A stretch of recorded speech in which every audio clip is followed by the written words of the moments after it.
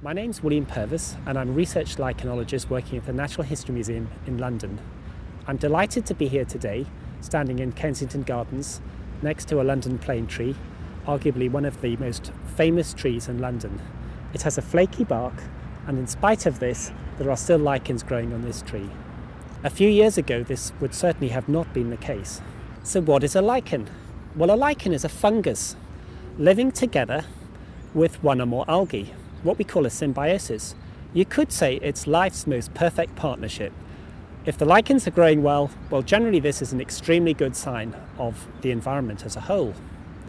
Now, Oliver Gilbert 40 years ago, and many other pioneers who were working at that time, established that the most tolerant lichens were crustose, rather small, hard to see lichens actually. And then the species that were most sensitive to air pollution were those with bigger surface areas, the leafy lichens, and the most sensitive of all, the beard lichens, such as this one here.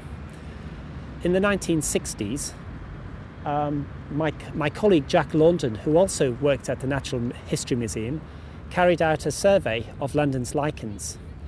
And he found a single lichen in the city of London, and that wasn't growing on trees, that was actually growing on derelict bombed sites. And he found 9 lichens growing on trees throughout London. The situation is very much better today. A few years ago, 2 of my colleagues, Linda Davies, who is director of the Opal project, and René Larsen, a Danish colleague, both carried out studies investigating the types of lichens, mosses and algae growing on trees in London. Linda studied the ash and René studied the oak, and they both discovered that the commonest lichens, the 2 commonest species today in London, are the bright yellow lichen, popularly known as the golden shields lichen, and a grey lichen, which you see here on this plane tree at the base.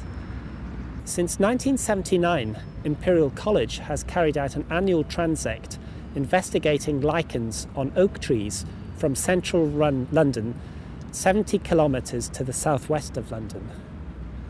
And during the course of this long-term monitoring, they have charted the rise and fall of the pollution lichen. In the early days, Hyde Park and Kensington Gardens were too polluted even to support the pollution lichen. Then as levels of sulfur dioxide declined, the pollution lichen returned and invaded the gardens.